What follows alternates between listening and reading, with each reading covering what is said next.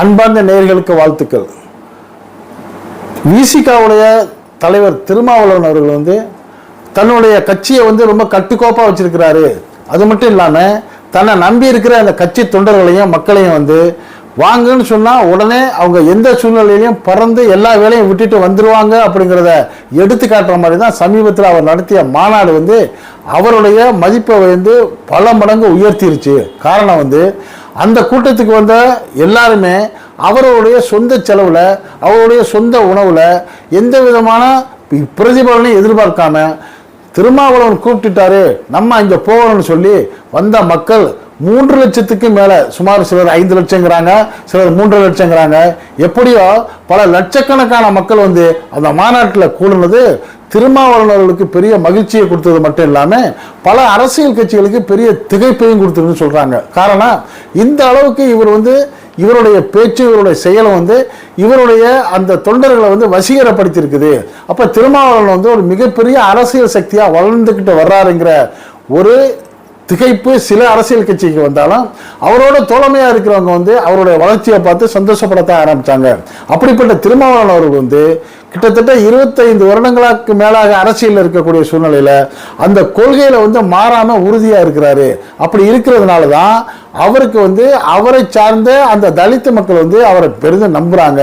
அவர் சொல்லக்கூடிய அந்த செயல்பாட்டில் உடனே களத்தில் இறங்குற மாதிரி அவருடைய தொண்டர்கள் இருக்கிறாங்க அப்படின்னு அந்த செய்தி பேசுகிறாங்க. இன்னொரு பக்கம் இப்போ வரக்கூடிய கடந்த 2019 தேர்தலில் திமுக கூட்டணியில் இருந்து நாடாளுமன்றத்துக்கு போட்டியிட்ட திருமாவளவன் அவர்கள் உதயசூரியன் சின்னத்தில் திமுக நிற்க சொல்லப்போ நான் நிற்க மாட்டேன், எனக்குன்னு தனிச்சின்னம் வேணும், அதைத்தான் நான் சுயமாக இருக்க முடியும்னு சொல்லி பானை சின்னத்தில் நின்றாரு. அதே சமயம் அவர் 2 சீட்டு கேட்குறப்ப இன்னொரு சீட்டை அவர் கட்சியில் உள்ளவங்களுக்கு அவங்க திமுக உதயசூரியன் சின்னத்தில் நிற்க வச்சாங்க.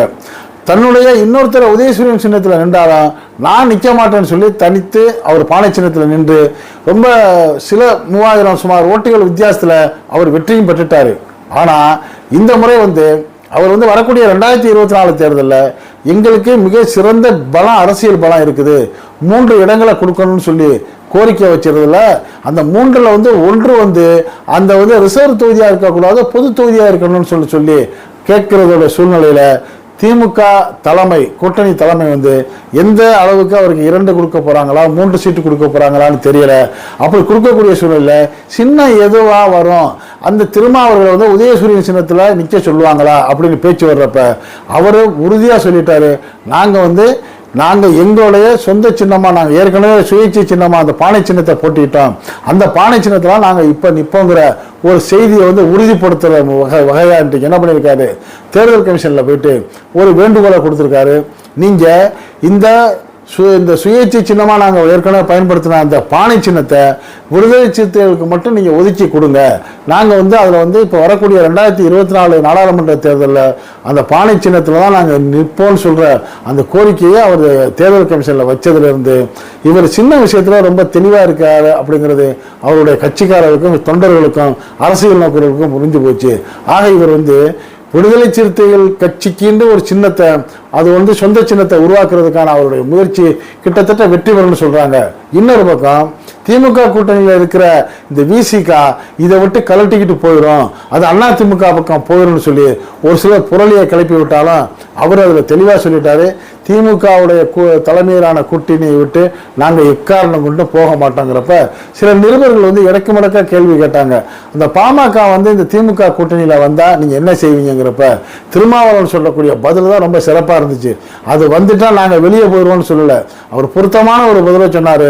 பாஜகவும் பாமகவும் இருக்கக்கூடிய எந்த அணியிலையும் இந்த விடுதலை சிறுத்தைகள் இருக்காது அப்படின்னு சொன்ன உடனே திமுக தலைமைக்கு இது தெளிவாக புரிஞ்சு போச்சு, நம்ம ஒருவேளை பாஜகவை உள்ள சேர்த்தா நம்மளை விட்டு விசிகா வெளியே போயிடும், நம்மளுக்கு முக்கியம் விசிகா தான் அப்படிங்கிற முடிவை அந்த திமுகவுடைய தலைமை எடுத்ததோடைய விளைவு தான் அவரை தக்க வச்சுக்கிட்டாங்க. அவரும் அந்த கொள்கை ரீதியாக எங்களுக்கு சீட்டு முக்கியம் இல்லை, கொள்கை தான் முக்கியம், எங்களுடைய எதிர்ப்பெல்லாம் பாஜகவை எதிர்க்கிறது தான் எங்களுடைய கொள்கை, அதனால எங்களுக்கு உள்ள பலத்தை உங்களுக்கு உங்களுடைய பலமாக நாங்கள் சேர்த்து தருவோம், அதனால நீங்கள் எங்களை எந்த வகையிலையும் சந்தேகப்பட வேண்டியதில்லைங்கிற மாதிரி ஒரு அஷூரன்ஸை கொடுக்கறத தன்னுடைய மாநாட்டு மூலியமாக முதல்வர்களுக்கு கொடுத்தவரை தான் மாண்புமிகு தமிழகத்துடைய முதலமைச்சர் அவர்களும் விடுதலை சிறுத்தைகள் கட்சி தலைவர் திருமாவளவன் அவர்களை மனதார பாராட்டி அந்த தோழமையில வந்து ஒரு முக்கியமான இடத்துல வச்சிருக்கிறாரு.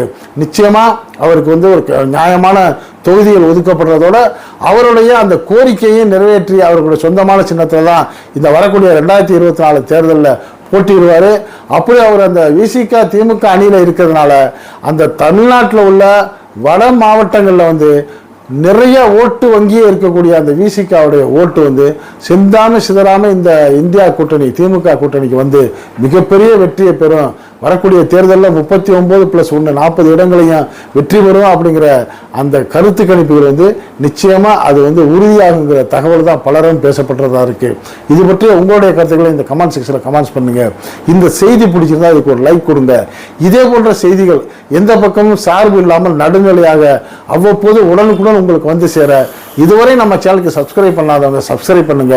மறக்காம பக்கத்தில் இருக்க பெல் ஐகானை கிளிக் பண்ணுங்க. அப்பதான் நம்ம போடக்கூடிய ஒவ்வொரு செய்தியும் உங்களுக்கு நோட்டிபிகேஷன் காட்டும். நீங்க விரும்பிய செய்தியை பார்க்கலாம். இன்றும் இணைந்திருப்போம். நன்றி, வாழ்த்துக்கள்.